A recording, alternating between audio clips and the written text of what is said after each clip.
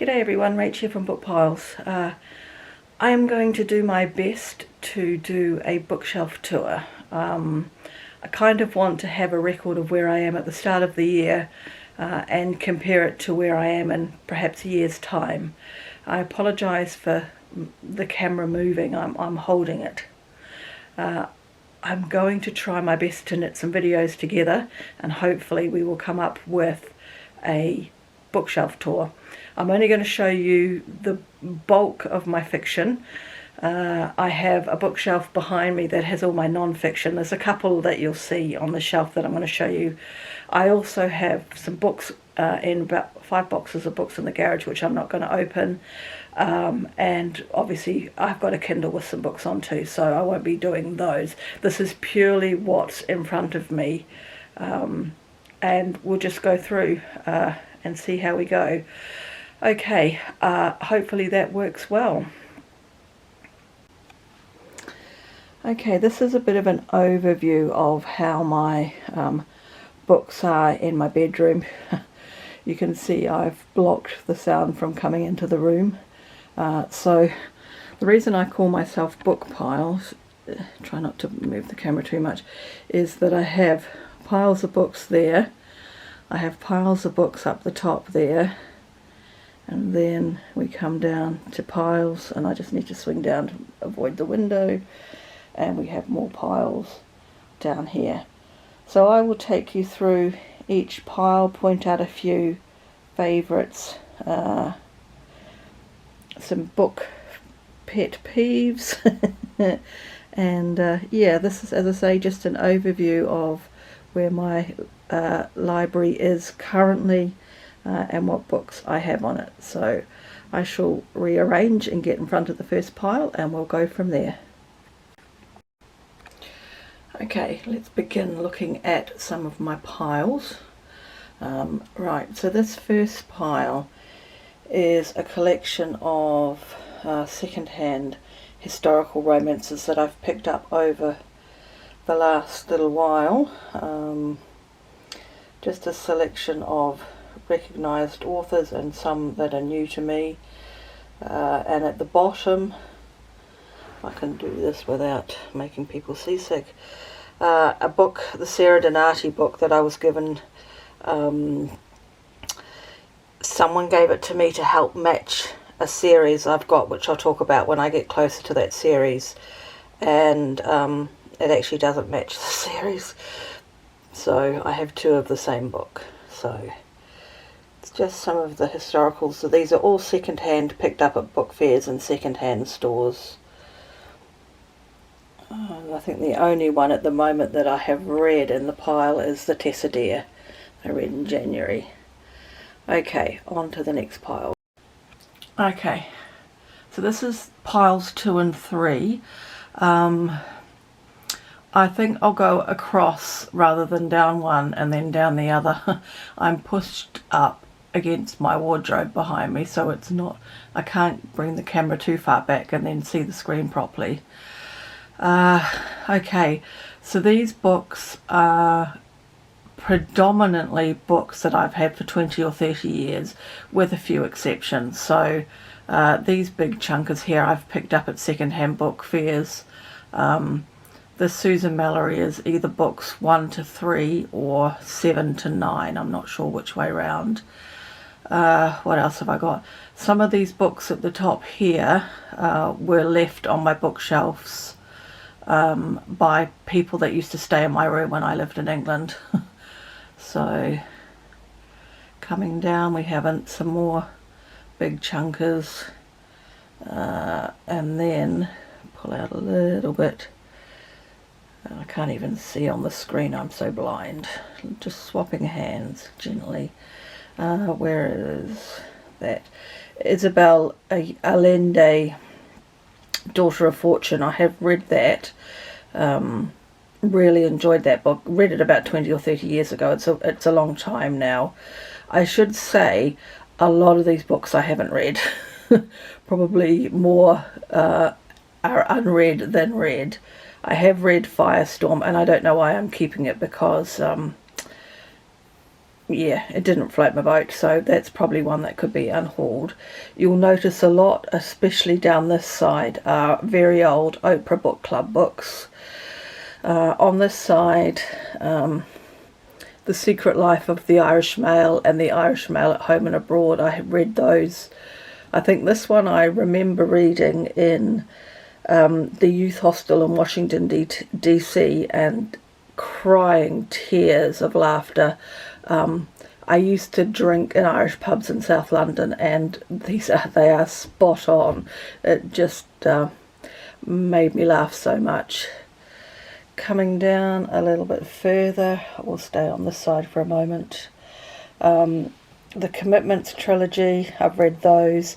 The Mummy, or Mammy, is, I'm thinking, and I haven't pulled it out to look yet, let's come down a little bit. I think this is Mrs. Brown, as in Mrs. Brown's Boys, but I'm not 100% certain because I haven't pulled it out and looked at it for a long time. Read these two, found them really brilliant back in the day, 20 or 30 years ago. It's the his and hers side of the same relationship. And I have obviously read this because the spine is a bit cracked, but I don't remember reading it. Then I've got some Maya Angelou and a very old one of my, probably the one of two oldest books that I have from my childhood, Charlotte's Web. And then these piles are all held up on some cookbooks here. Okay, so we'll come up slowly, we'll cross over to this side. The same trip where I was crying with laughter in the youth hostel, I picked up this cookbook. I think Pearl Clegg is an old Oprah Book Club. The Whitest Flower I have read, and that's an Irish historical fiction around the potato famine. Can't remember if I've read that one or not. And then just some more books that look like they were probably to do with the Oprah Book Club, apart from the Tony Parsons. Okay, I can't get a sweeping look at this pile because of where I'm sitting, but I'll give you a bit more of a look in a minute when I move on to the bookshelves. Alright, on to the next one. Okay, so those are the two piles that I've just shown you, and the little pile of historical romances beside, complete with a glimpse of my dressing gown blocking the sound from the hallway. So we'll now move on to the piles on top of this little bookcase that I've got here. So these books are books that I have got in the last couple of years, really, with a few exceptions. So at the top, the Bill Bryson, I actually brought that for my father at a book fair, but it turned out he also brought it at the same book fair, so it's a surplus copy. The David Starkey, yeah, Six Wives. I got that because I'm interested in reading a different historical point of view of the Six Wives. You'll see later in the tour I'm reading The Six Tudor Queens by Alison Ware, and I would imagine David Starkey is a little bit more academical, historical, or history, or whatever the terms are. So I picked that up in a second-hand shop, I think. Coming down the pile, there's the swapping hands, Eighth Life, which is possibly a contender for March of the Mammoth, but I haven't investigated enough yet. Couple of chiclets. November Road I read a couple of years ago, and that probably needs to be destashed because it's not something I will read again. The George H.W. Bush book I picked up after his funeral when I was listening to everybody talking about him and how he always wrote letters to people and kept notes and things, so I thought that might be quite interesting. Haven't read any of it yet. And at the very bottom, where's my finger there? That green and black, that's actually a graphic novel that I picked up. Ooh, this is hard to hold this still. I picked that up a couple of years ago when I was doing a reading challenge and I never got to it. Alright, on to the next pile. A second-hand copy of Gone with the Wind, a couple of books, well, more than a couple of books. So just some books that I've picked up over the last, The Widow of the South, The White Spine, I've had for a long time, read that a long time ago. And then just some other books, and then a little mention of my peeves and my, what's the opposite of your pet peeve, your likes in books. I like my series to match. So even though I've not actually read Pillars of the Earth yet, I decided to get all 3 books in the series because they match. And you'll see, we'll come to some of the peeves around that shortly when we move down onto the shelves. Okay, this pile here are again books that I've picked up in the last year or so. I think The Foundling, which is the very top there, that's the last book I bought last year. Philippa Gregory book I was given, and then some non-fictions. I've read the Thomas Jefferson and Sally Hemings. Haven't read that one yet and haven't got to the Barack Obama book. And then moving across here, those 3 are the first books I've brought this year, and then a space for the February purchases. Let me just swap hands carefully. So I thought I would keep a space with the books that I buy between the last haul filming and the next. There are books there, but I've hidden them. We'll come to that. Alright, let's move down to the top shelf. This is just a little 3-shelf bookcase that I picked up at a yard sale, a garage sale, for $5. So this is again one of my likes. Swap hands again. So I have a matching set, and that's the 4 stories, the 4 books in the Convent Girls series by Deborah Callanor, and I really enjoy that. That's historical fiction set in Sydney. Okay, moving on to pet peeve number 1, series of books that don't match. So I brought, this is actually the first Deborah Callanor I brought, Band of Gold, before I realised it was a book in a series. And then several years later, after these books came out, there was a sale in the bookshop, or a promotion is probably a better word. They were promoting her as an author, and they had all her books really well priced. So I actually picked up the books in the rest of the series, but obviously they don't match.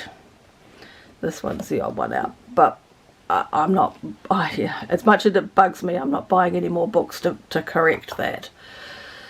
And we have some Marion Keys that I brought back from England a long time ago. Some Sarah Donati. I haven't read these yet. I believe these are, I think these are a duology, and I'm not even sure which is the first one. I think that must be the first one, but I'm not 100% certain.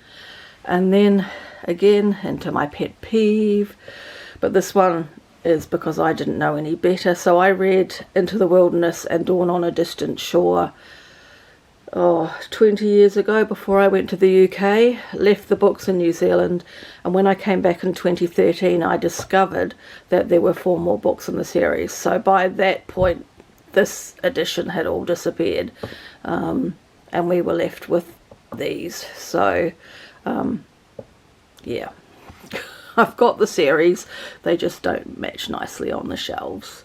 Then we have a collection of small old books. The green one is Beulah Town Like Alice. The dark blue is A Pride and Prejudice, and then Lark Rise to Candleford.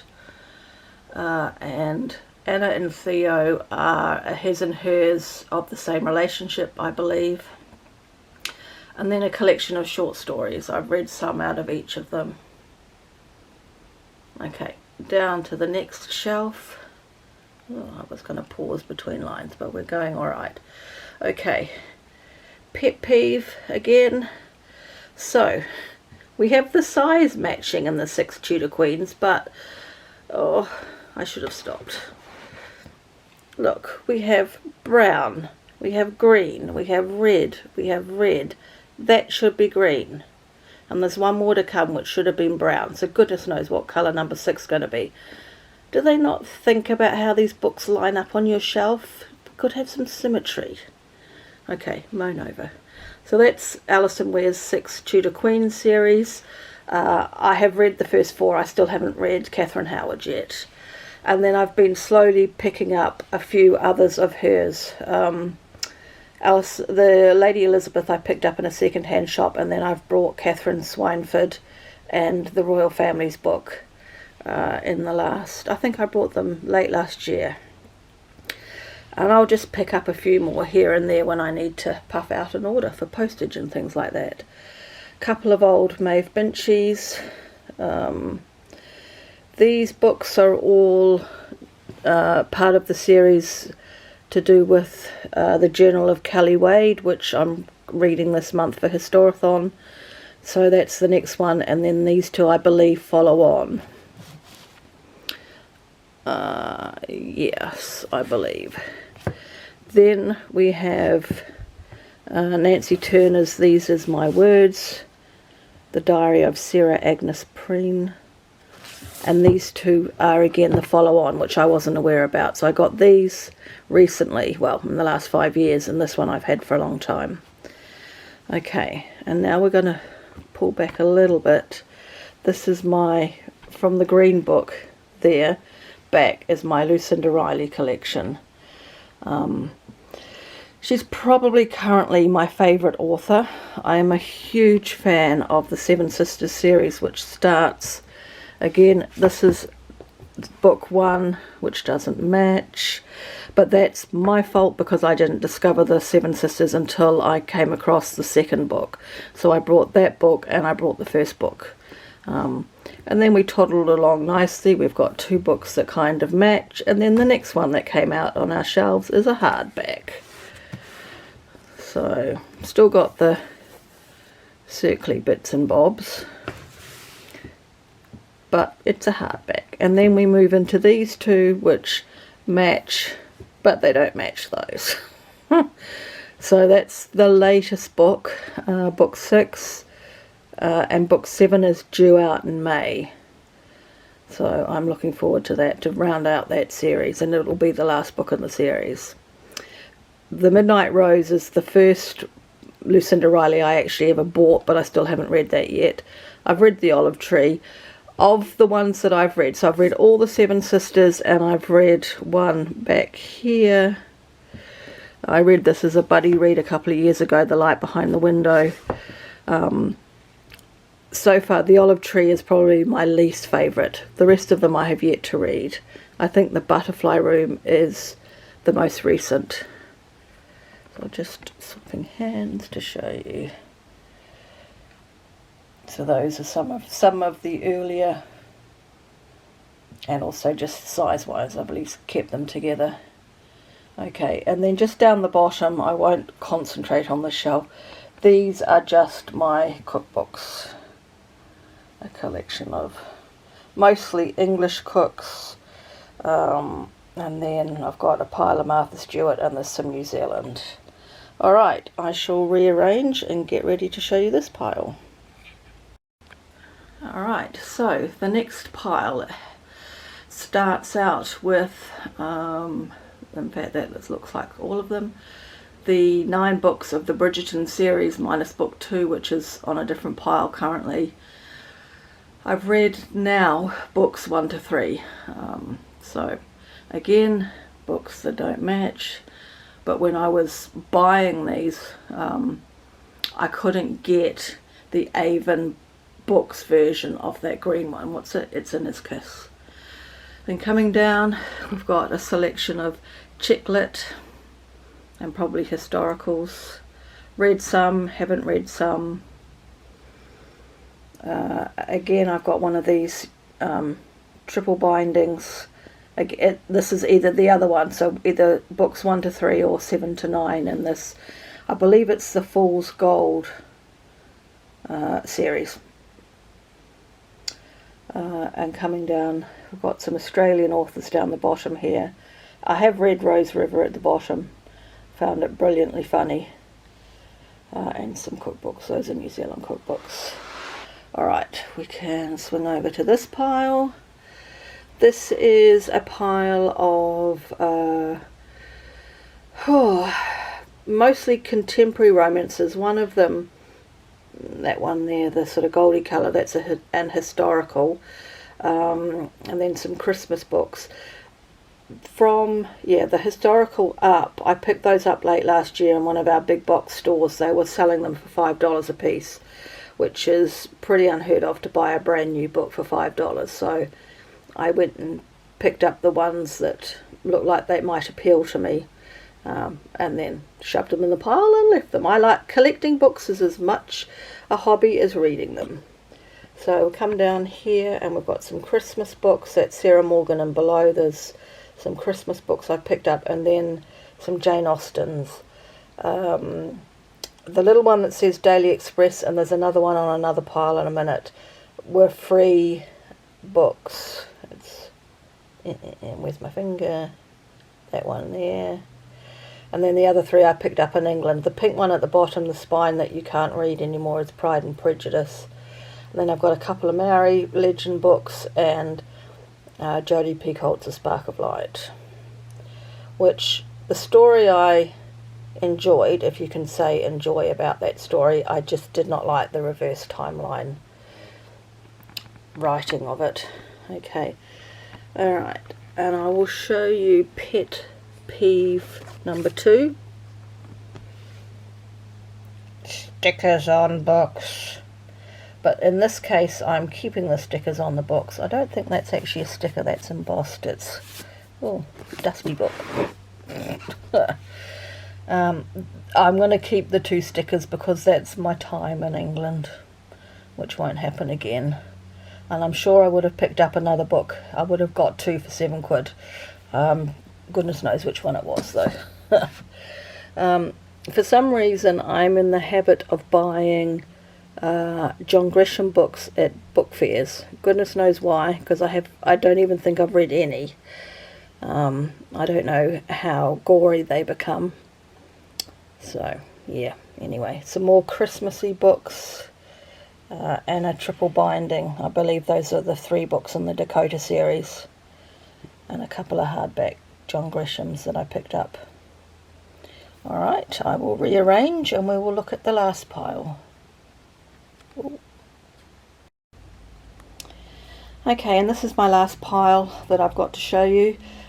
If you've been watching any of my other videos, you'll recognise these titles. This is my pile for the Booktube spin that, I've forgotten who it is, but I'll link it. A Canadian bloke. Good on you, Rach. Anyway, this is my pile, so I'm not going to delve too heavily. I haven't read any of these, that's why they're in this pile. The first book was called At the End of January, and it was whatever you had in slot number 15, and for me, it was Mixtape, so I'll be reading that in March. Yeah. Oh, look, shoes. Don't show shoes.